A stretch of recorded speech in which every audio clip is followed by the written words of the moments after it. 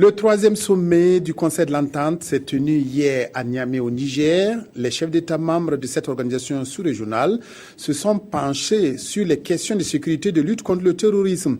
Ils ont également procédé au renouvellement du secrétariat exécutif et désigné le président togolais Faure Gnassingbé comme président en exercice du Conseil de l'Entente pour un mandat de 2 ans. Un reportage de nos envoyés spéciaux Yacouba Gamene, Lazare Pouya.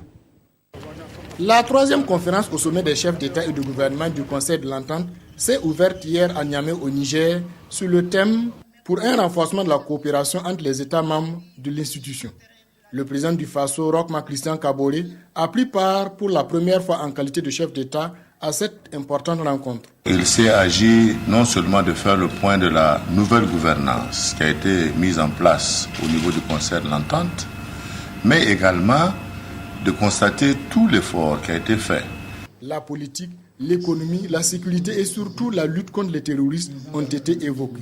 Face au terrorisme, nous n'avons d'autre choix que la mutualisation de nos forces et de nos moyens de défense et de renseignement.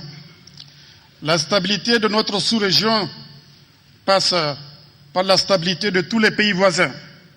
Dans ce sens, nous devons œuvrer pour le renforcement du mandat et des effectifs de la MINUSMA en vue de mener des offensives contre les forces terroristes de tout genre opérant au Nord Mali.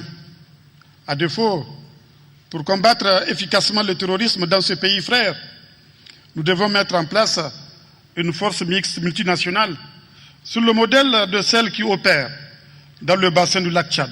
La conférence a adopté, entre autres, l'indice Ibrahim de la gouvernance politique et sécurité des États membres, l'institution d'une réunion annuelle des ministres en charge de la sécurité et de la décentralisation des frontières et l'adoption de l'indice de développement humain.